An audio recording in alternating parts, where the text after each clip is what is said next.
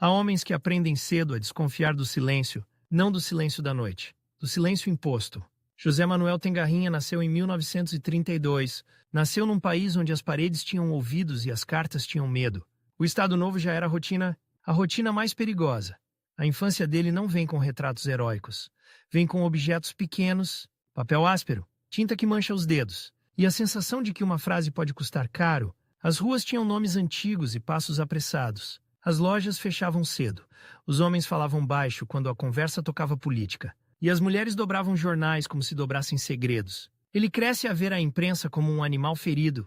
Há jornais que chegam com buracos invisíveis. Não faltam páginas, faltam ideias. O corte não se vê logo. Vê-se depois, quando se compara uma edição com outra. Uma notícia que ontem tinha 3 parágrafos hoje tem um nome desaparece. Uma frase muda de lugar. E o sentido muda com ela. Ainda jovem, Tengarrinha aprende um truque simples. Guardar. Guardar tudo, recortes. Folhas soltas, bilhetes de conferências, programas de sessões. Cartas que chegam dobradas em 4, com a dobra marcada à unha. O papel tem cheiro. Cheiro a pó, a cola, a tabaco frio. Cheiro a gaveta fechada. Ele não guarda por nostalgia, guarda como quem prepara um processo. Um dia, pensa ele, alguém vai dizer que não foi assim. E ele quer poder responder com provas. A escola ensina datas, mas ele quer mecanismos. Quer saber quem manda, como manda e por que manda. Quer saber como uma ideia vira lei e como uma lei vira medo. Os professores falam com cuidado. Há palavras que não entram na sala, ou entram e saem depressa. Ele lê o que encontra, lê o que está nas bibliotecas, e lê o que circula de mão em mão. Há livros com capas gastas e margens sublinhadas a lápis. Há páginas com cantos dobrados como sinais de trânsito. A curiosidade dele não é abstrata, é física. Ele quer tocar o passado. Numa mesa de madeira, ele abre um jornal antigo. O papel estala. A folha parece querer partir-se. Ele segura com as 2 mãos como se segurasse uma asa. A tipografia antiga tem um ritmo próprio. As letras são mais pesadas. Os títulos parecem martelados. E há anúncios de coisas simples: sabão, bicicletas, remédios. No meio disso, ele procura política, procura conflito, procura a respiração de um país. É aí que o republicanismo começa a puxar por ele. Não como uma palavra bonita, como uma história de combate. A República em Portugal não é só uma data, é uma disputa longa. É imprensa, clubes, comícios, perseguições, exílios. É gente que escreve à pressa e foge depois. É gente que imprime panfletos de madrugada. Ele percebe que a República deixou rastros, e que esses rastros estão espalhados em jornais esquecidos, em atas de associações, em correspondência privada, em relatórios policiais. E percebe outra coisa. O Estado Novo tem medo desses rastros, porque rastros contam versões alternativas do país. A obsessão dele nasce assim, não com um manifesto, com uma pergunta que não o larga. Como é que um país aprende a obedecer? E como é que um país reaprende a falar? Ele escolhe o caminho mais lento, o arquivo. O arquivo não é um lugar romântico, é um lugar de paciência. Há salas frias, há mesas compridas, há cadeiras duras, há funcionários que carimbam papéis com um gesto automático. O som é sempre o mesmo, folhas a virar, carimbos a bater. Passos contidos, tosses abafadas. Ele aprende a pedir caixas, aprende a preencher requisições, aprende a esperar. Às vezes, a espera é a primeira censura. Um documento demora dias, outro não aparece, outro aparece incompleto. Ele não faz escândalo. Ele anota o número da caixa, anota a cota, anota a data, anota o que falta. Ele aprende a ler como um investigador. Não lê só o texto, lê o papel, lê a tinta, lê a assinatura. Uma assinatura tremida pode dizer mais do que um parágrafo. Uma rasura pode ser um grito.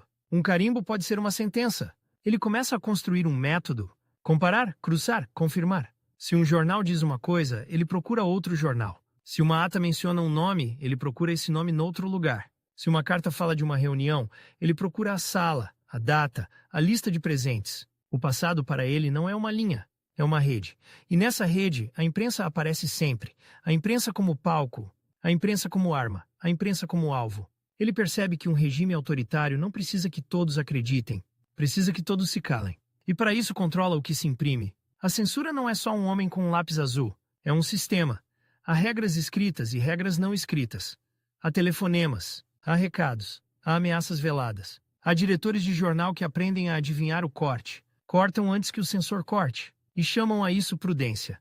Ele começa a ver a prudência como uma prisão sem grades. E é aqui que a vida dele ganha 2 velocidades. A velocidade lenta do arquivo e a velocidade nervosa do presente. Porque ele vive no presente. E o presente tem polícia política. tem vigilância, tem medo.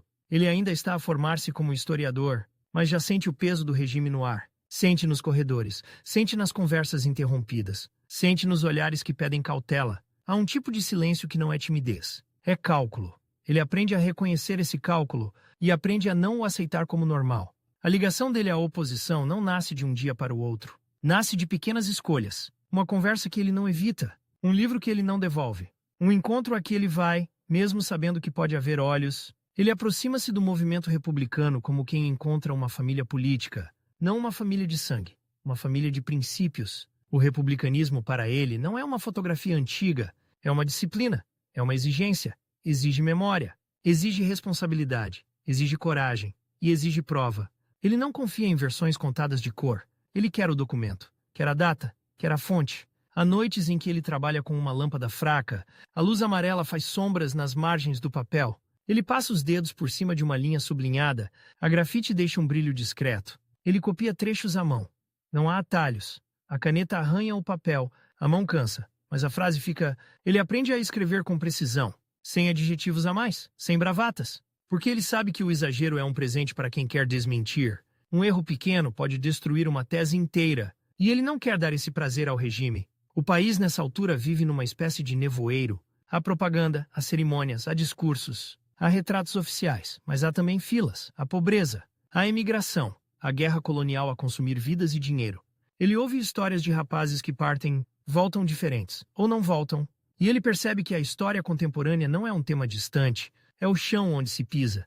Ele escolhe estudar a história contemporânea portuguesa, escolhe olhar para o século XX como quem olha para uma ferida aberta, e escolhe fazê-lo com ferramentas de arquivo. Isso dá-lhe uma identidade. Historiador, investigador, professor. Mas antes de qualquer título, ele é um homem que coleciona evidências e que não as coleciona por vaidade. Há um gesto que se repete. Ele pega num recorte de jornal, alisa a folha com a palma da mão e guarda num maço que cresce com o tempo. O maço fica mais pesado, as bordas ficam irregulares. Alguns recortes têm manchas de umidade, outros têm a tinta já a desbotar. Ele aprende a proteger. Papel de seda, pastas, etiquetas. Ele escreve datas em letras pequenas, dia, mês, ano. Às vezes escreve também o lugar, Lisboa. Uma biblioteca, uma sala emprestada, uma casa de amigo. O detalhe importa, porque um dia ele sabe, alguém vai perguntar, onde estava isto? E ele quer responder sem hesitar. A vida intelectual dele começa a ganhar forma, ele entra em círculos de discussão, fala com gente que também lê, gente que também guarda. Há debates que parecem inocentes, mas não são. Falar de republicanismo pode ser falar de liberdade. Falar de imprensa pode ser falar de censura. Falar de culturas políticas pode ser falar de resistência. Ele aprende a linguagem indireta, aprende a dizer sem dizer, aprende a ouvir o que não é dito. Mas ele não se satisfaz com códigos. Ele quer clareza. E a clareza naquele país é perigosa. Há dias em que ele sente a tensão no corpo, um carro que parece seguir o mesmo caminho, um homem parado tempo demais numa esquina, um telefonema que cai de repente. Ele não tem certeza. E essa é a parte mais cruel. A dúvida corrói. A dúvida obriga à autocensura. A dúvida faz a pessoa vigiar-se a si própria. Ele reage com método. Se não pode controlar o mundo, controla o trabalho. Ele organiza fichas. Fichas pequenas, de cartolina. Cada ficha com um tema, um nome, uma data, uma referência. Ele cria um sistema de cruzamento. Uma ficha aponta para outra. Uma nota remete para uma caixa. Uma caixa remete para um jornal. É um labirinto construído por ele, mas é um labirinto com saída. E quanto mais ele organiza, mais ele percebe uma coisa. O Estado Novo não é só repressão, é também uma narrativa. Uma narrativa de ordem, de destino, de inevitabilidade. E ele quer desmontar essa inevitabilidade com factos, com documentos, com a história concreta de quem resistiu antes. Numa manhã fria, ele entra numa sala de leitura. O casaco cheira a chuva. As mãos estão geladas.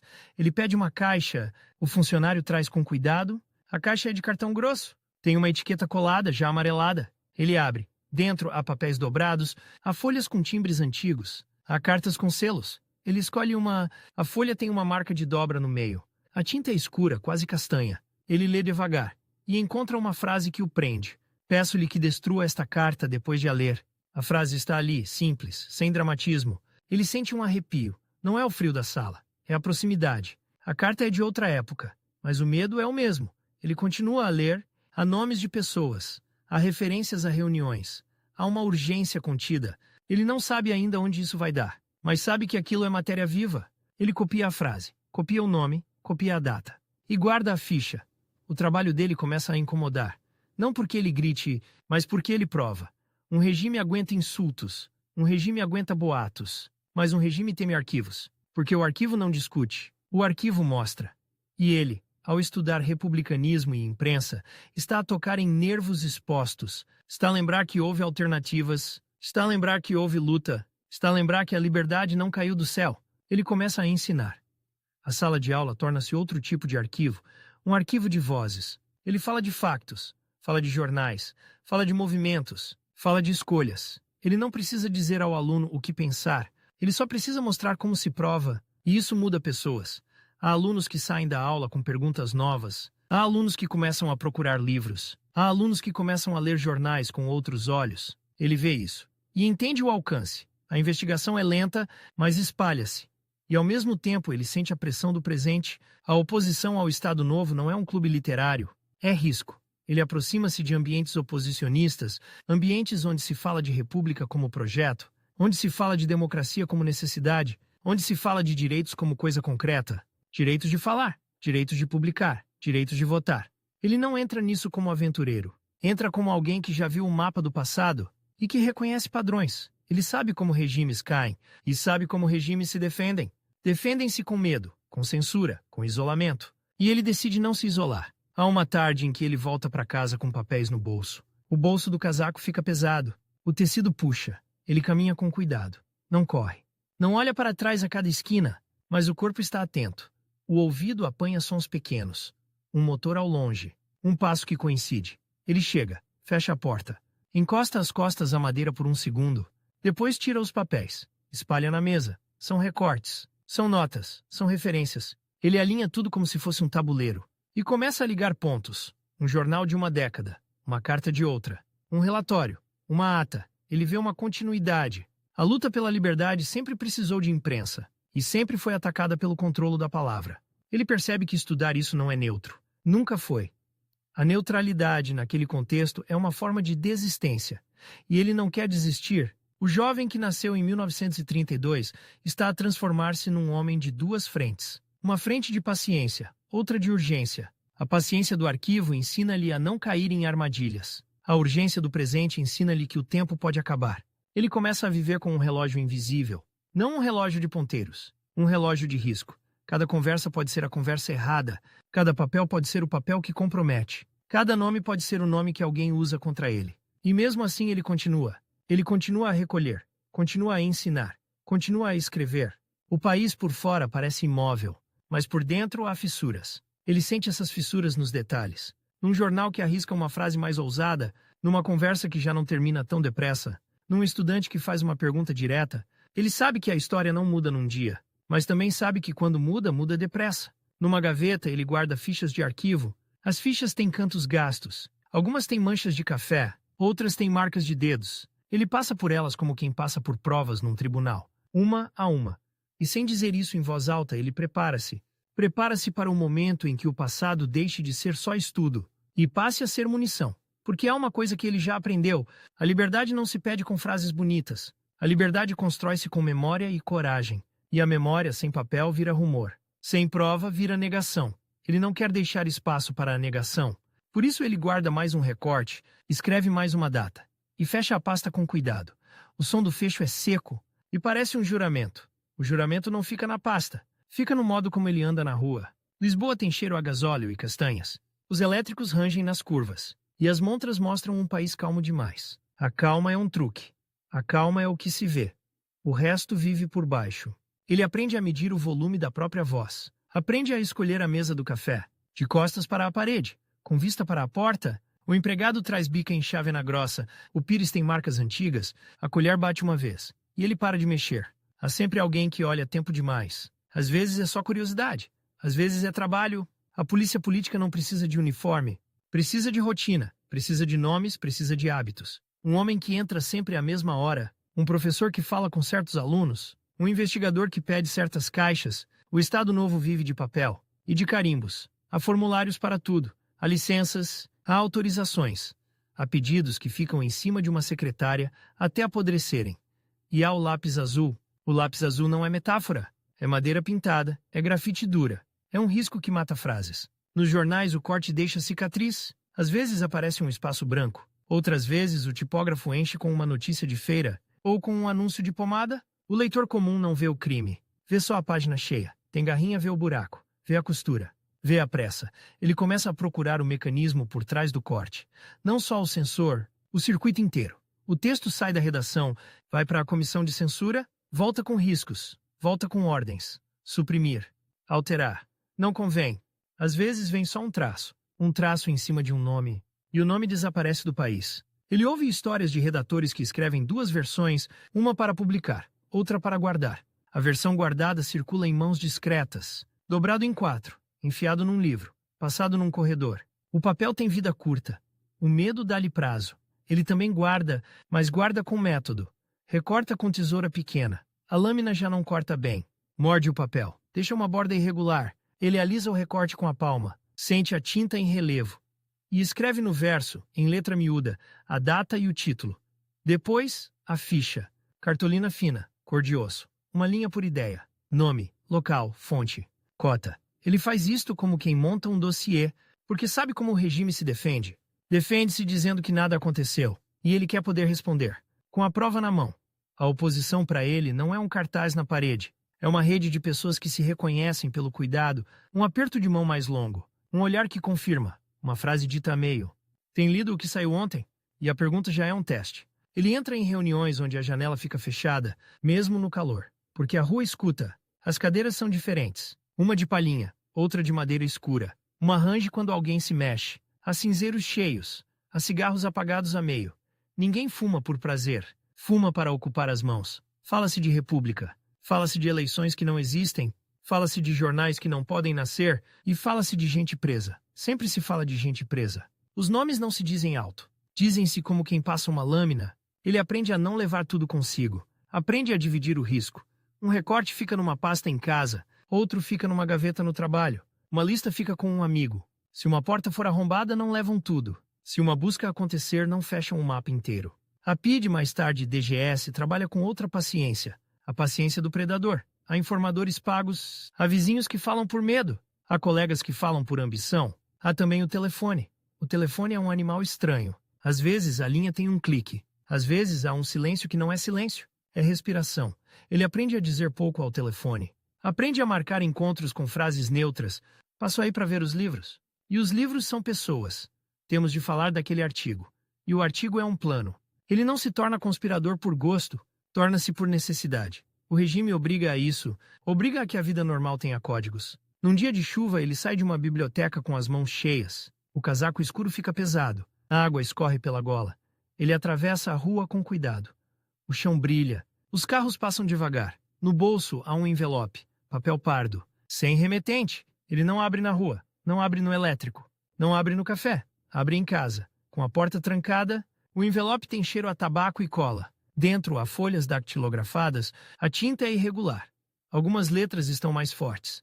Ele lê a primeira linha e sente o estômago apertar. Se isto for apreendido, negue que me conhece. A frase é seca, sem drama. O texto fala de um jornal que tentou publicar uma nota. Fala do corte. Fala do telefonema do censor. Não passa só isso. E a redação obedece. Mas alguém guardou a versão inteira, e agora ela está ali, na mesa dele. Ele pega numa ficha, escreve a data, escreve o nome do jornal, escreve a frase do censor, depois escreve outra coisa, o que não está no papel. O medo que obriga um diretor a cortar antes do corte, a vergonha que obriga um redator a engolir a própria frase, a raiva que fica no corpo.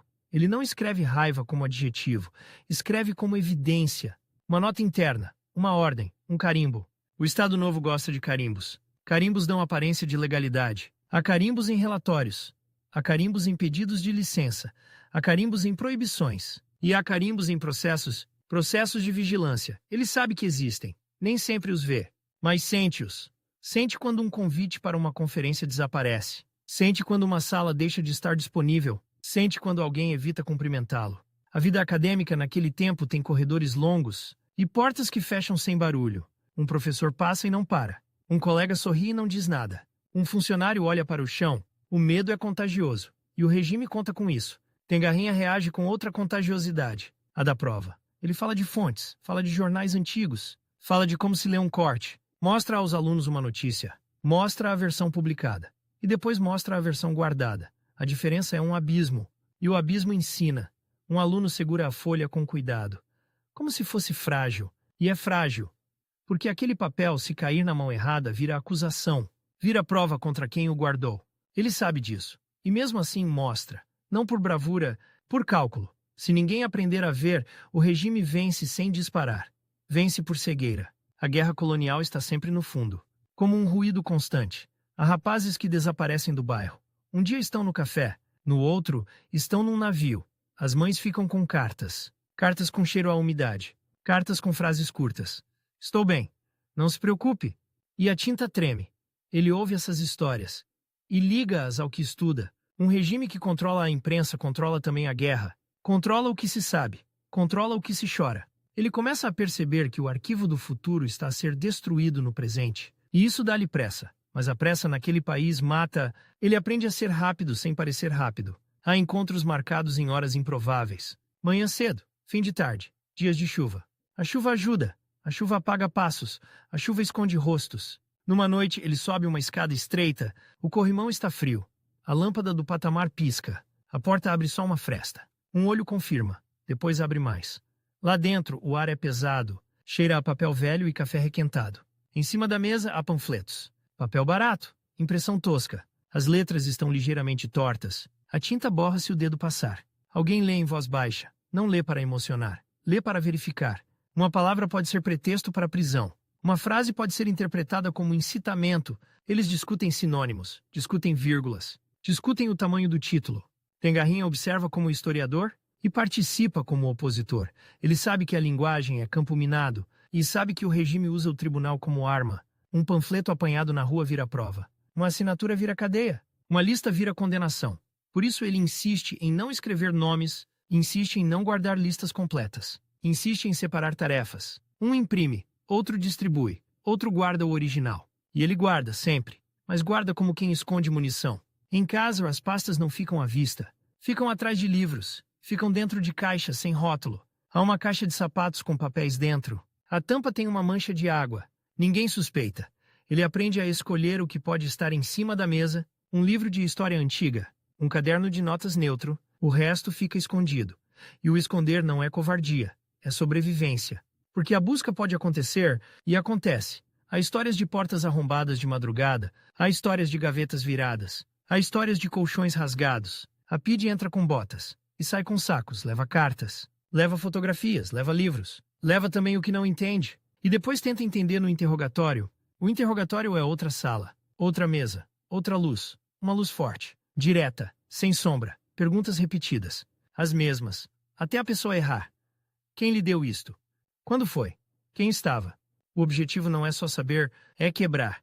Tengarrinha sabe disso por relatos, sabe por amigos, sabe por ausências. Um dia alguém deixa de aparecer, e ninguém pergunta alto. Ele aprende a contar cadeiras vazias, aprende a notar quem falta, e aprende a não confiar em coincidências. Um convite para falar sobre imprensa republicana pode ser só um convite, ou pode ser isco. Ele confirma sempre, pergunta a alguém de confiança, procura sinais, quem organiza, quem paga, quem aparece. O regime gosta de armadilhas simples. Uma sala, um microfone, um aplauso, depois a fotografia, depois o recorte, depois o processo. Ele evita o espetáculo, prefere o trabalho, mas o trabalho também deixa rasto, e o rasto pode ser seguido. Numa manhã, ele entra num arquivo e sente algo diferente. O funcionário não sorri. O carimbo bate mais forte. Ele pede uma caixa. O funcionário demora. Volta com outra. Essa não está disponível. A frase vem sem explicação. Ele pede a cota. O funcionário olha para um papel e diz que não encontra. Ele não discute. Ele anota. Anota a recusa. Anota a data. Anota o nome do funcionário, se conseguir. Porque a recusa também é documento. É prova de controlo. Ele sai com as mãos vazias, mas com a cabeça cheia. Na rua, o sol bate nas pedras. A cidade parece normal. E isso irrita, porque ele sabe o que aconteceu ali dentro. Sabe que alguém decidiu que ele não devia ver. E quando alguém decide isso, é porque há algo a esconder. Ou porque há alguém a vigiar. Ele começa a sentir o cerco, não como perseguição cinematográfica, como desgaste, um atraso estranho no correio, uma carta que chega aberta, um envelope com a aba mal colada. Ele segura a carta contra a luz. vê a marca de ter sido reaberta. Ele não tem como provar, mas guarda a carta na mesma...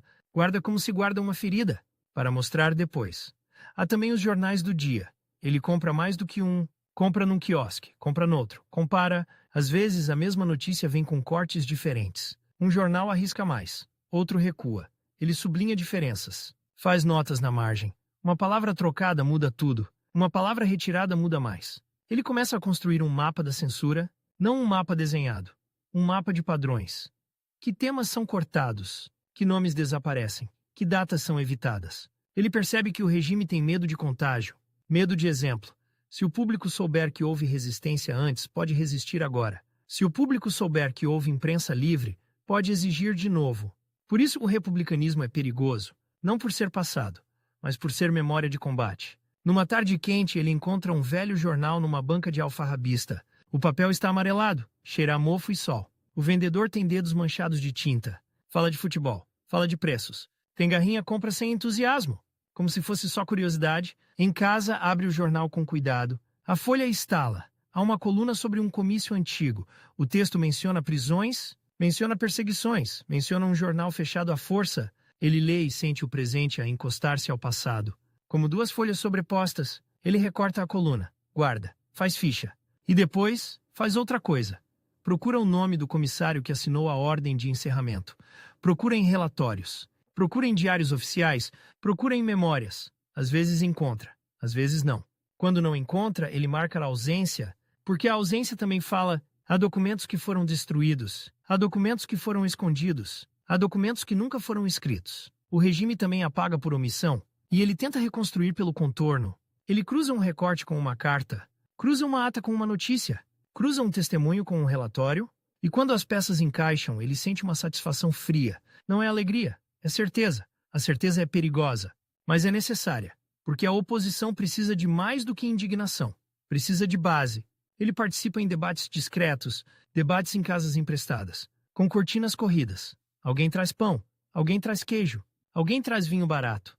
A comida é simples, o risco é grande. Fala-se de como furar o bloqueio, fala-se de como publicar sem ser cortado. Há quem fale em jornais no estrangeiro, há quem fale em boletins clandestinos. Tem Garrinha insiste numa coisa: guardar cópias. Se um texto circular, tem de haver um original guardado. Se um panfleto sair, tem de haver um exemplar protegido. Porque um dia, quando o regime cair, vão dizer que era exagero, vão dizer que não foi assim. E ele quer que o país tenha como responder. Com papel, com tinta, com datas. O tempo antes de 1904 tem um relógio cruel. O relógio da repressão. Uma denúncia pode acontecer em minutos. Uma prisão pode acontecer numa esquina. Ele sabe que a PIDE gosta de apanhar gente na rua, gosta de mostrar poder. Um carro para, uma porta abre. 2 homens descem, não precisam gritar, só precisam tocar no braço. A pessoa entra, e a rua continua. Ele anda com documentos mínimos, um bilhete de identidade, algumas moedas, um lenço. Nada que o comprometa, o resto vai noutro caminho. Ele aprende a memorizar números de telefone, aprende a não escrever endereços. Se precisar de um contato, guarda na cabeça e repete como oração. Há noites em que ele não dorme bem. O corpo descansa, a mente não. Ele ouve passos no prédio, o elevador a subir, uma porta a bater. Cada som pode ser nada, e pode ser tudo. Ele levanta-se, vai à sala, toca nas pastas escondidas, confirma que estão lá, confirma que a caixa de sapatos está no lugar. Volta para a cama e tenta dormir. No dia seguinte ele dá aula, fala de imprensa, fala de republicanismo, mas escolhe exemplos com cuidado, não por medo de ensinar, por medo de perder a possibilidade de ensinar. Se for preso, a aula acaba. Se for silenciado, o arquivo fica sem guardião. Ele vive com essa conta. Quanto arriscar? Quando recuar? E recuar para ele não é desistir, é preservar a linha. Há um momento em que ele percebe que o regime está a envelhecer. Não por bondade, por desgaste. A guerra consome, a economia range, a propaganda soa repetida. Os discursos oficiais parecem sempre iguais. As palavras gastam-se. Ele sente isso nos jornais. Sente nos cortes mais nervosos, sente na necessidade de controlar até detalhes. Quando um regime começa a cortar demais, mostra fraqueza. Mostra que já não confia nem no próprio silêncio. Ele continua a recolher provas. E continua a aproximar-se de gente que também não aceita o medo. Há reuniões onde se fala de futuro. Não como sonho, como tarefa. Como organizar partidos quando for possível. Como recuperar a memória republicana. Como reabrir a imprensa. Ele ouve e pensa em caixas, em fichas, em recortes. Pensa no que vai ser preciso para reconstruir, porque derrubar é um gesto, construir é uma vida. Numa manhã de inverno, ele recebe um recado curto, escrito à mão, papel fino. Não traga nada consigo. Só isso. Ele dobra o papel, guarda no bolso e sai. O céu está baixo. O vento corta. Ele caminha por ruas onde as pedras estão molhadas, passa por uma igreja, passa por uma escola, chega num prédio discreto, sobe. Lá dentro há uma mesa com documentos. Não são panfletos. São cópias de recortes censurados. São notas de redação. São instruções. Uma folha tem um timbre. Outro papel tem um carimbo. Ele lê uma ordem curta. Proibida a publicação de qualquer referência a greves. A frase é administrativa. E é violência. Ele lê outra. Evitar menções a prisões políticas. Como se a prisão fosse um detalhe. Ele sente o peso do papel. Sente o peso do que aquilo significa. Não é só censura. É tentativa de apagar a realidade. Ele copia as frases. Não leva o original. Leva a transcrição. A transcrição é mais segura. Mas não é tão forte. Ele sabe disso. E por isso alguém guarda o original noutro lugar. A rede funciona assim. Cada um segura uma parte. Ele sai com as mãos vazias, mas com a cabeça cheia de frases proibidas. Na rua, um homem vende jornais. Grita títulos que não dizem nada. Ele compra um exemplar. Abre ali mesmo. O papel ainda cheira a tinta fresca. E mesmo assim já vem amputado. Ele fecha o jornal devagar. E guarda. Mais um recorte. Mais uma ficha. Mais uma prova. O país aproxima-se do colapso do regime sem saber o nome do que vem. Mas ele sente a pressão a subir. Sente em conversas mais diretas. Sente em gente que já não baixa tanto a voz. Sente também em reações do poder. Mais vigilância. Mais proibições. Mais nervos. Um regime seguro não precisa de tanto controle. Um regime inseguro controla até o ar. Ele continua a trabalhar como se o tempo fosse curto. Porque cada testemunha envelhece. Cada jornal antigo desfaz-se.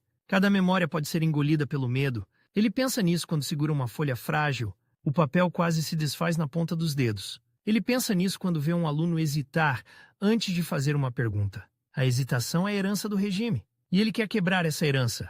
Com prova, com método, com persistência. Há um dia em que ele encontra, num arquivo, um relatório policial antigo. O papel é grosso. A tinta é preta e firme. O texto descreve uma reunião republicana de décadas antes. Descreve nomes. Descreve discursos. E no fim uma frase. Recomenda-se vigilância apertada. A frase atravessa o tempo. Ele fecha os olhos por um segundo. Porque a frase ainda está viva. Ele abre de novo. Copia. Anota a cota. E sente uma coisa simples. O passado não passou. O mesmo gesto de vigiar. O mesmo gesto de cortar. O mesmo gesto de prender. Ele sai do arquivo com o coração mais pesado. E com a determinação mais fria, se o regime cair, vai tentar reescrever. Vai tentar dizer que foi suave. Vai tentar dizer que foi necessário. E ele já está a preparar a resposta. Não com gritos, com papel. Em casa, ele junta mais um recorte ao maço. O maço já não cabe bem na mão. As bordas são irregulares. Há manchas, há dobras. Ele passa o dedo pela lateral. Sente a aspereza. Cada folha é um pedaço de tempo. Cada ficha é um prego na mentira. Ele fecha a pasta. O som é seco. E naquele som há uma aposta. Se um dia baterem à porta, ele pode perder tudo. Pode perder a liberdade. Pode perder o trabalho. Pode perder o futuro. Mas se não guardar, o país perde a memória.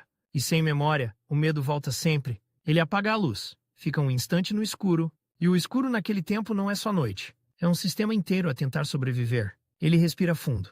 E decide continuar. Na madrugada de 25 de abril de 1974, Lisboa acorda com um som que não vinha dos jornais. Vinha do rádio. Vinha de uma canção que parecia inocente, mas não era.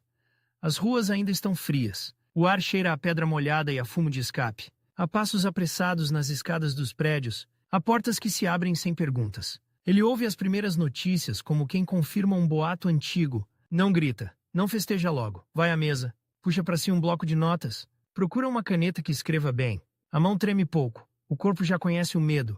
Mas agora o medo muda de lugar. Na rua, os carros militares passam com um ruído metálico. As lagartas deixam um som de ferro a raspar no asfalto. As pessoas encostam-se às paredes. Depois aproximam-se. Alguém diz que a polícia política caiu. Alguém diz que há presos a sair. Alguém diz que é o fim. Ele não acredita no fim. Acredita em tarefas. O primeiro impulso é simples. Guardar tudo. Ele compra jornais em vários quiosques. Alguns ainda cheiram a tinta fresca. Outros já estão amarrotados de mão em mão. As manchetes mudam de hora para hora. Os títulos parecem escritos com pressa. Há erros. Há nomes mal grafados. Ele não corrige. Ele guarda. Em casa, abre as folhas em cima da mesa. O papel faz um som seco. As dobras estalam. Ele recorta com a tesoura pequena.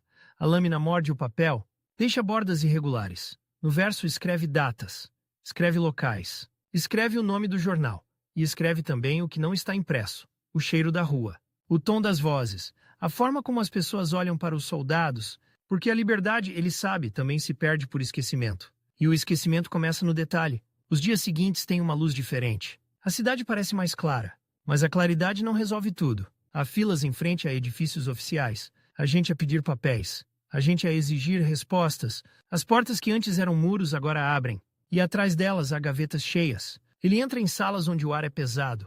Cheira a tabaco velho e a madeira encerada. Há armários metálicos com fechaduras gastas. Os funcionários mexem em pastas como quem toca em coisas perigosas. Alguns sorriem, outros evitam olhar. Ele pede acesso, pede cópias, pede listas. Nem sempre lhe dão. A revolução abre portas, mas não organiza corredores. Há documentos sem capa, há folhas soltas. Há carimbos em tinta roxa já desbotada. Ele lê frases curtas, frias, administrativas. Assunto, vigilância. Assunto, apreensão. Assunto, proibição. E percebe uma coisa. O regime caiu, mas o papel ficou. Numa mesa encontra um despacho com data antiga. A letra é dactilografada. O papel é grosso. Determina-se que não seja autorizada qualquer referência a greves. A frase não tem raiva, tem método. Ele copia a frase para uma ficha. Escreve a cota. Escreve o nome do serviço. Depois dobra a ficha e guarda no bolso interior do casaco, como se fosse prova num processo. A rua lá fora está cheia de vozes. Há vendedores de jornais a gritar títulos que antes seriam prisão. A gente a discutir política em voz alta. Ele ouve e sente uma alegria curta, depois volta ao trabalho. Porque agora começa outra luta. A luta pelo que vai ser a democracia. Os partidos nascem com pressa. As sedes improvisam-se em andares alugados. As paredes cheiram a tinta recente. Há mesas de madeira barata. Há cadeiras desencontradas, há cinzeiros cheios. As pessoas falam ao mesmo tempo. Falam de programas, falam de alianças, falam de eleições. Ele entra nesses espaços com um hábito antigo, escolhe um canto, observa a porta, mas já não é a porta da PIDE, é a porta do caos. A democracia tem um barulho próprio, é o barulho de muitas urgências. Ele traz consigo o ritmo do arquivo, o ritmo de quem confirma antes de afirmar, e isso irrita alguns. Há quem queira slogans, há quem queira frases curtas para cartazes. Ele quer datas, quer fontes, quer memória. Quando alguém diz que a República foi só um intervalo, ele não discute com adjetivos. Ele abre uma pasta, mostra recortes, mostra atas, mostra como a imprensa republicana foi campo de batalha, mostra como a censura não começou em 1933, mostra como o medo tem genealogia e, ao mesmo tempo, ele aprende outra coisa. O poder democrático também tem tentações. Há reuniões onde se decide em minutos o que vai ficar escrito por anos. Há votações rápidas. Há compromissos feitos em corredores. Ele sente o choque entre duas disciplinas. A disciplina do investigador e a disciplina do partido. No arquivo, uma dúvida é um convite a procurar mais. Na política, uma dúvida pode ser fraqueza. Ele não se adapta com facilidade, mas não foge, porque a janela é curta. O país está a ser desenhado enquanto fala. Num dia de calor, ele entra num edifício público para uma sessão. O chão é de mármore gasto. O eco dos passos sobe pelas escadas. Há guardas à porta. Não são os mesmos de antes, mas a postura é parecida. Ele mostra documentos, passa por corredores longos, sente o cheiro de papel e cera. A Assembleia da República, quando ele lá chega como deputado, tem um ritual próprio. Há campainhas, há horários, há pastas com elásticos. Os papéis vêm em pilhas, projetos, requerimentos, relatórios. Ele lê com lápis na mão, sublinha, anota margens. O lápis não é azul, é cinzento, mas a tentação de cortar continua a existir. Ele percebe isso quando vê como se escreve uma lei. Uma palavra muda um direito, uma vírgula muda um dever. Há noites em que ele sai tarde, a rua está quase vazia. Os candeeiros fazem poças de luz no passeio. Ele leva uma pasta de cartão. Dentro, folhas com carimbos recentes. O papel ainda tem cheiro a impressora e cola. Em casa, abre a pasta com cuidado, como se fosse material de arquivo. Ele não separa as duas vidas. A política alimenta o arquivo. O arquivo corrige a política. No PRD, onde assume responsabilidades de direção, o ambiente é de construção apressada. Há entusiasmo e há insegurança.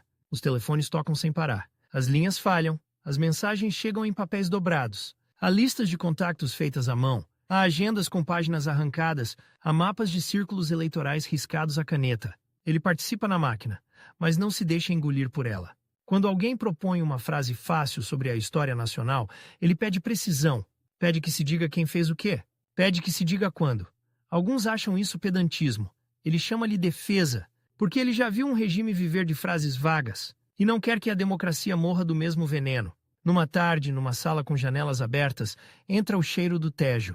Mistura-se com o cheiro de café requentado. Em cima da mesa há um maço de recortes. Há fichas de cartolina. Há um caderno com capa preta. Ele espalha os papéis como quem monta uma linha do tempo. Um recorte de 1974, outro de 1975, outro de 1976. Ele mostra como a imprensa muda quando a censura cai. Mostra como surgem novos jornais. Mostra como as redações aprendem a errar em liberdade. E também mostra o outro lado. A pressa de acusar. A pressa de purgar. A pressa de reescrever. Ele não defende o passado da ditadura. Defende o método contra a vingança cega. Porque a vingança também destrói arquivos. E sem arquivo a democracia fica sem espelho.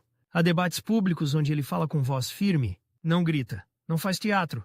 Ele usa exemplos concretos, um despacho, uma ordem de censura, uma ata de reunião. Cita frases curtas como se fossem tiros de papel. Suprimir integralmente. Não convém. Evitar referências. E depois pergunta o que acontece quando um país se habitua a obedecer a essas frases. A pergunta fica no ar, sem moralismo. Ele vê no pós-25 de abril uma disputa silenciosa. Quem controla a memória controla o futuro. Há quem queira esquecer para seguir em frente. Há quem queira lembrar só o que convém. Ele escolhe outra via, lembrar com prova. Por isso ele volta muitas vezes aos arquivos, agora com mais portas abertas, mas com novos obstáculos. Os documentos estão desorganizados. Alguns desapareceram. Outros foram mexidos. Há caixas sem etiqueta. Há pastas com folhas fora de ordem. Há carimbos de transferência. Ele aprende a ler o caos. Aprende a seguir pistas por grampos enferrujados, por marcas de dobragem, por numeração a lápis. Uma folha tem um canto rasgado, outra tem uma mancha de café. Ele reconhece mãos humanas ali e reconhece também o perigo, o tempo. As testemunhas envelhecem rápido, os protagonistas morrem, as memórias tornam-se histórias contadas em jantar. Ele marca entrevistas. Leva um gravador simples, fitas que fazem um clique ao fechar. Senta-se em salas pequenas. Sofás com tecido gasto, mesas com toalhas de plástico. O entrevistado fala devagar. Às vezes para, às vezes chora. Ele não interrompe. Espera. Depois pergunta por datas. Pergunta por nomes. Pergunta por lugares. Não para apanhar alguém em contradição. Para fixar o que pode ser fixado, quando a conversa termina, ele escreve no caderno. Hora, local, condições. Escreve até o ruído da rua. Um cão a ladrar. Um autocarro a travar. Porque um dia, quando alguém duvidar, esses detalhes vão ajudar a reconstruir. Ele pensa sempre nesse dia. Na Assembleia, ele vê como a memória vira arma de arremesso. Um deputado acusa outro de ter estado do lado errado. Outro responde com uma versão diferente. Ele observa e sente um desconforto físico, como se o passado estivesse a ser usado sem cuidado. Ele tenta puxar o debate para o terreno da prova. Nem sempre consegue. A política tem fome de vitória. A história tem fome de verdade. E ele vive no meio dessas duas fomes. Há momentos em que ele se pergunta se devia ter ficado só no arquivo. A pergunta aparece quando vê acordos feitos por conveniência, quando vê promessas esquecidas, mas depois lembra-se do que viu antes de 1974. Lembra-se das portas fechadas, dos cortes, das cadeiras vazias, e percebe que a democracia, mesmo imperfeita, é o único lugar onde o arquivo pode respirar. Isso basta para continuar. Numa manhã, ele entra numa tipografia para falar com gente da imprensa. O chão está coberto de pó de papel. O ar cheira a tinta e óleo. As máquinas fazem um barulho constante, um ritmo que parece coração. Um tipógrafo mostra-lhe provas de página. Folhas grandes, ainda úmidas. Ele passa os dedos com cuidado, sente o relevo da tinta. Antes, aquele relevo podia ser crime. Agora é só trabalho. Mas ele não romantiza. Ele pergunta quem paga, pergunta quem manda, pergunta quem decide. Porque a liberdade de imprensa não vive só de ausência de censura. Vive de condições. Ele volta para casa com mais papéis. Mais recortes, mais fichas. A mesa fica cheia. A luz do candeeiro cria um círculo amarelo. Ele organiza por temas: republicanismo, imprensa, culturas políticas. E no meio coloca o presente: o PRD, o parlamento, as decisões. Ele não quer que a sua vida política apague a sua vida de historiador. Nem quer que a história sirva de decoração para a política. Ele quer que uma vigie a outra. Há um dia em que ele encontra uma carta antiga guardada por alguém durante a ditadura. O papel está fino. A tinta já perdeu força. A carta tem uma frase sublinhada. Se um dia isto mudar, não deixem que digam que foi fácil. Ele lê essa frase 2 vezes. Depois fecha os olhos. A frase não é um slogan. É um aviso. Ele guarda a carta numa pasta. Não como relíquia, como responsabilidade. E é com essa responsabilidade que ele atravessa os anos do pós-25 de abril. Entre plenários e arquivos, entre reuniões partidárias e bibliotecas, o país muda de pele. Mas a pele antiga não desaparece. Fica em hábitos. Fica na forma como alguém baixa a voz quando fala de polícia. Fica na forma como alguém hesita antes de assinar um papel. Ele repara nisso em todo o lado. No café, na universidade, no parlamento. E cada vez que repara, volta ao mesmo gesto. Procurar a prova. Guardar a prova. Porque ele aprendeu cedo que o medo gosta de amnésia. E a amnésia começa quando ninguém guarda nada. Numa noite, já tarde, ele fecha uma pasta com elástico. O elástico estala. O som é curto. Ele fica um instante parado. O silêncio da casa é profundo. Lá fora, Lisboa continua. Carros ao longe. Um rádio numa janela. Ele pensa no tempo que resta para consolidar a democracia, pensa no tempo que resta para fixar a memória, e percebe que o relógio não parou em 1974, só mudou de ritmo. Agora, a urgência não é fugir, é construir antes que o esquecimento volte a mandar. Ele acorda cedo, mesmo quando já não tem sessões nem reuniões marcadas. O corpo mantém o hábito. A casa ainda está fria. O chão devolve um arrepio pelos pés. Na cozinha, a água ferve devagar. O cheiro do café sobe e ocupa o corredor. Ele não liga à rádio para se distrair. Liga para medir o país. As notícias vêm com outra voz. Já não há comunicados lidos com medo, mas há pressas novas. Há escândalos que duram um dia. Há promessas que duram uma semana. Ele bebe o café em goles pequenos. Depois vai à mesa. A mesa tem marcas antigas de lâmina e de tinta. A madeira está mais escura onde os cotovelos pousaram anos. Ele abre uma pasta de cartão. O cartão range.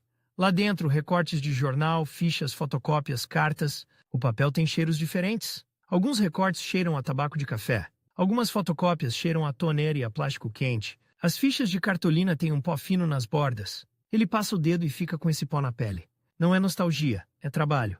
Ele pega numa ficha e lê o que escreveu décadas antes. Data, título, nome do periódico. Uma nota curta no canto. Cortado pela censura. Ele não escreveu isso para se queixar. Escreveu para provar. Agora, com a democracia já instalada, a prova muda de função. Já não serve só para acusar o regime antigo. Serve para impedir que o novo país se conte mal. Ele sabe como nasce uma mentira confortável. Nasce quando ninguém tem paciência para abrir uma caixa. Nasce quando ninguém quer ler uma ata inteira. Nasce quando uma frase solta vira verdade repetida. Ele não aceita isso.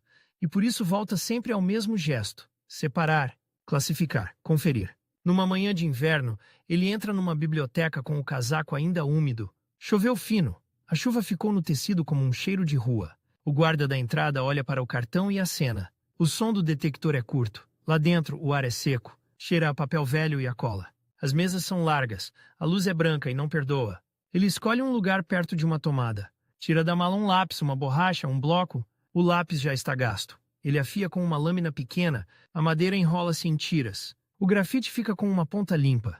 Ele abre um volume encadernado de jornais. A capa é dura. O tecido da lombada está gasto nos cantos. Quando ele vira a primeira página, o papel estala.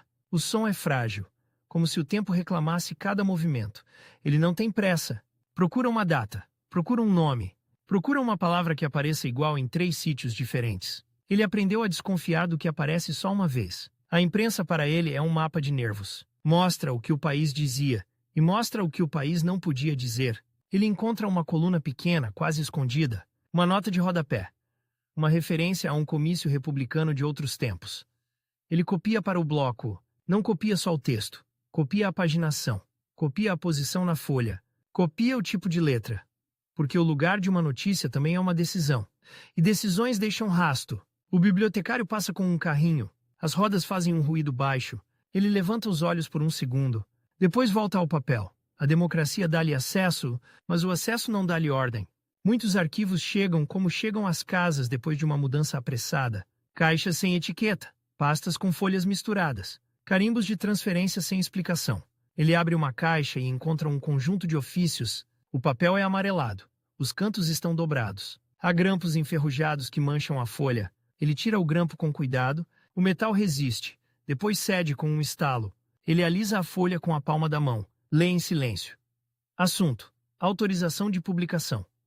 A frase parece neutra, mas ele sabe o que está por trás. Ele vira a página. Há uma lista de cortes, linhas numeradas. Suprimir a frase do parágrafo 3. Eliminar referência à reunião. Substituir termo por outro. Ele copia uma dessas ordens para uma ficha e escreve ao lado o resultado impresso no jornal. O antes e o depois. a ferida e a cicatriz. É assim que ele trabalha, como quem monta um processo, não para condenar por vingança. Para impedir absolvições fáceis, numa tarde quente ele atravessa uma rua estreita e entra numa tipografia antiga. O cheiro de tinta bate na cara, há óleo no ar, há pó de papel no chão. As máquinas já não são as mesmas de antes, mas o barulho continua a ser um coração mecânico. Um homem de mãos manchadas mostra-lhe uma gaveta de tipos. Pequenas peças de metal, cada uma com uma letra. Ele pega numa e sente o frio. Pesa mais do que parece. O tipógrafo diz que antes havia palavras proibidas e que às vezes se compunha uma página inteira para depois destruir. Ele ouve sem interromper. Depois pergunta como era a visita do censor. Pergunta a hora. Pergunta o nome do funcionário. Pergunta se deixava marca. O tipógrafo ri, sem alegria. Diz que deixava silêncio. Ele anota. Não anota para fazer literatura. Anota para que um dia alguém não diga que era exagero. Ele sai da tipografia com as mãos a cheirar a metal e tinta. No bolso, uma ficha dobrada. No peito, a sensação de que o país ainda não aprendeu a olhar para trás sem medo. Os anos passam. A política institucional vai ficando para trás. As cadeiras do parlamento ficam como um capítulo fechado. Mas ele não fecha a pasta. Ele muda de mesa, muda de rotina. A urgência agora é outra. As testemunhas começam a desaparecer. Os nomes que ele ouvia em reuniões e em cafés começam a aparecer em necrologias. Ele recorta também essas. Recorta o anúncio fúnebre. Recorta a nota curta no jornal local. Recorta a fotografia pequena, quase sempre desfocada. No verso escreve onde aquela pessoa esteve. Que jornal dirigiu. Que reunião organizou. Que prisão conheceu. Porque a morte apaga depressa. E ele não aceita apagões. Numa sala de estar, ele senta-se diante de um homem muito velho. A televisão está desligada. Há um relógio de parede que marca os segundos com um clique seco. A janela deixa entrar luz de fim de tarde. O velho segura uma chávena com as duas mãos. As mãos tremem. A voz sai baixa. Ele coloca um gravador em cima da mesa. É pequeno, tem botões gastos. Ele testa. O clique do REC é audível. O velho olha para o aparelho como se fosse um juiz. Ele diz que não é para apanhar ninguém. Diz que é para guardar. O velho respira fundo. E começa. Fala de uma redação com cheiro a chumbo. Fala de um editor que falava por sinais. Fala de um texto que voltou com riscos a lápis azul. Ele ouve. Quando o velho para, ele pergunta uma coisa simples. Em que ano foi? O velho hesita. Olha para o teto, procura. Ele espera. Depois pergunta outra. Foi antes ou depois da greve? O velho encontra o fio. Diz uma data aproximada. Ele anota como aproximada e escreve ao lado o que precisa confirmar. Ele não confia só na memória, mas também não a despreza. A memória é o primeiro rascunho. O arquivo é a revisão. Quando a entrevista termina, ele não sai logo. Fica mais um pouco. Olha para as fotografias na estante. Homens de bigode. Mulheres com penteados antigos. Uma bandeira pequena num canto. Ele pergunta quem é. O velho diz um nome. Ele repete o nome em voz baixa, como quem fixa. Depois em casa ele transcreve. A fita roda. O som tem chiados. Há palavras engolidas. Ele volta atrás. O dedo carrega no botão. Rebobina. O motor faz um zumbido.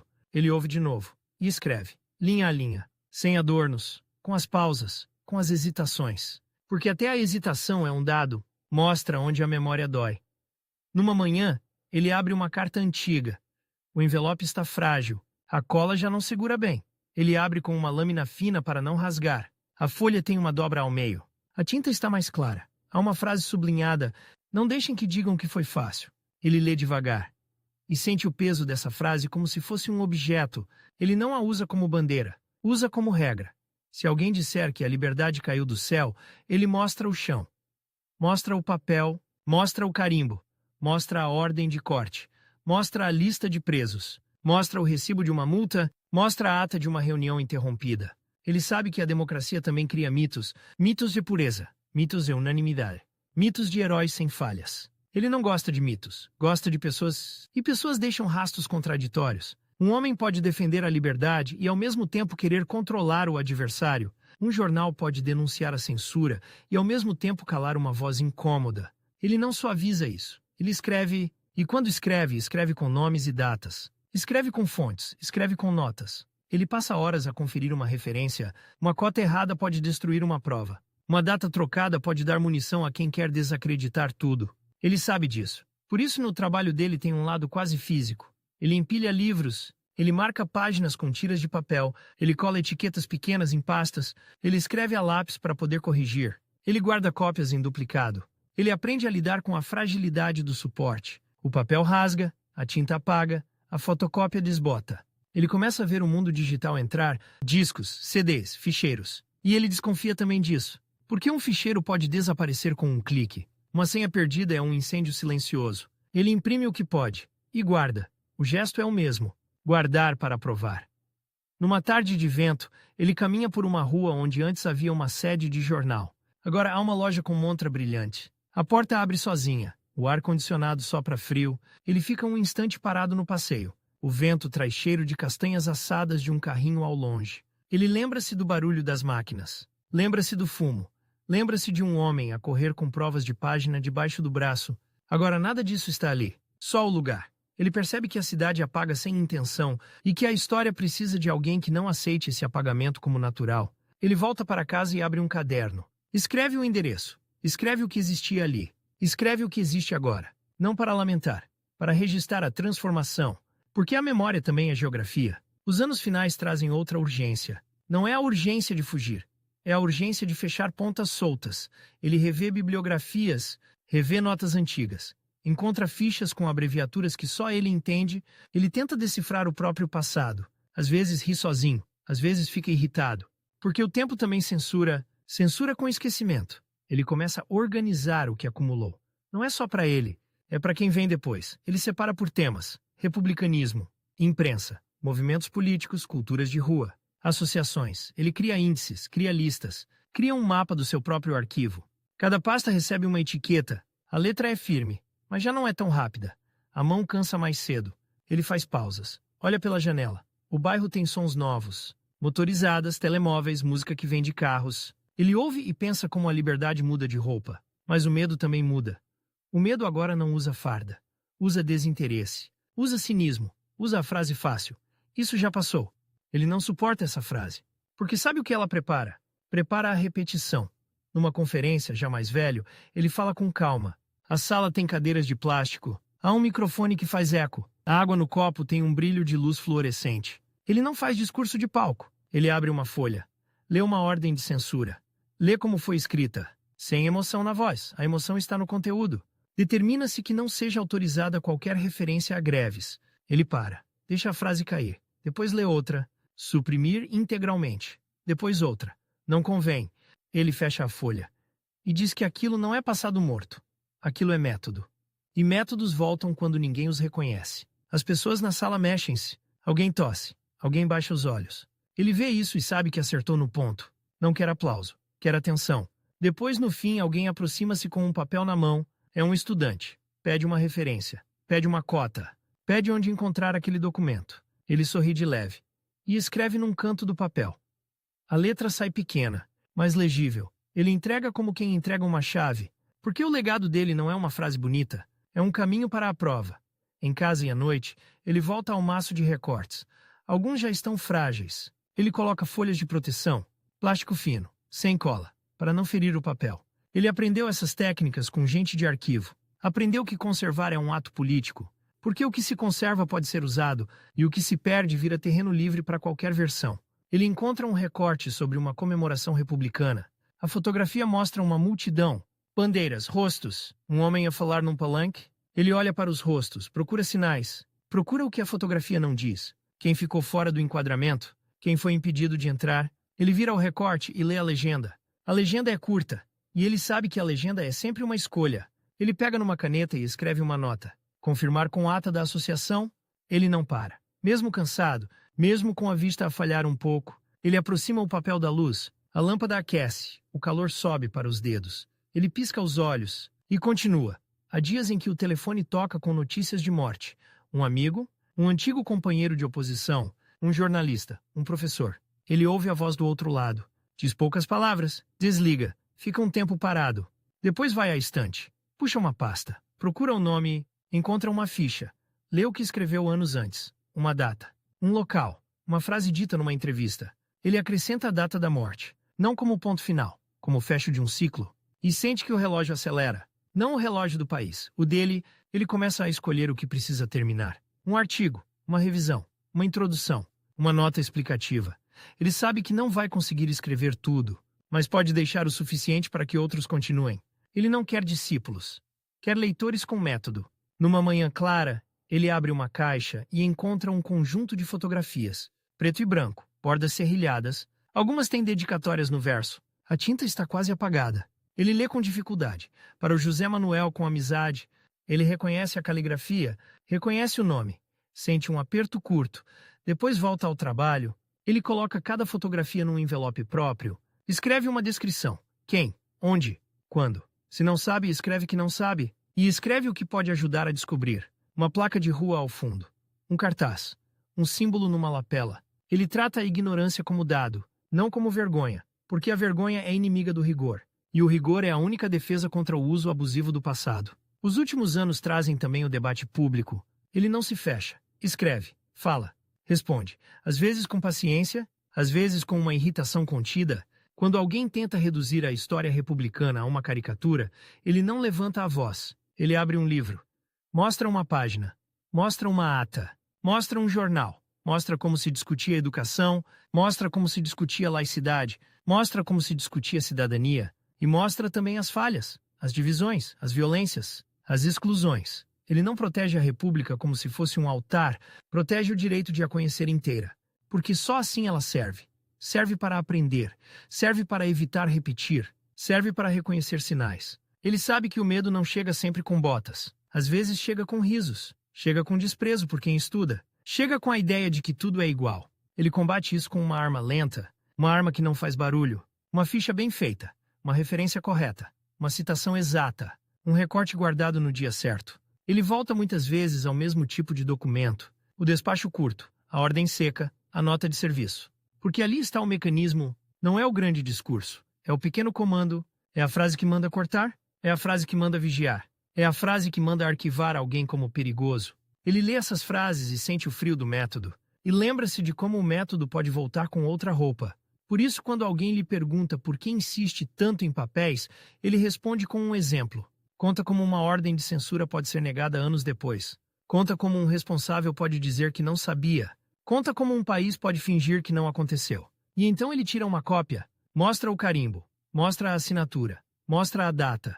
E o silêncio que se segue é a prova de que valeu a pena guardar. Numa noite, ele fica sozinho na sala. A luz do candeeiro faz um círculo pequeno. O resto da casa é sombra. Ele tem uma pilha de fichas à esquerda, uma pilha de recortes à direita.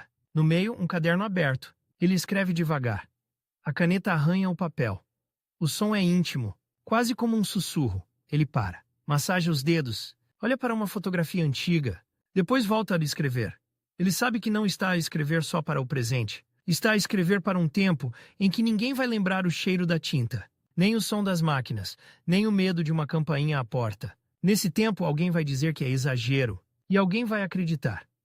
A menos que exista prova. Ele fecha o caderno, o gesto é cuidadoso, como se fechasse uma caixa de evidências. Fica um instante com a mão em cima da capa, sente a textura, sente o calor que ficou do corpo. Depois levanta-se, vai à estante, coloca o caderno no lugar certo, alinha com os outros. Não por estética, por ordem. A ordem é a forma dele de resistir ao caos. Lá fora uma cidade continua. Há carros, há vozes, há um televisor ligado num apartamento vizinho. Ele ouve um riso ao longe.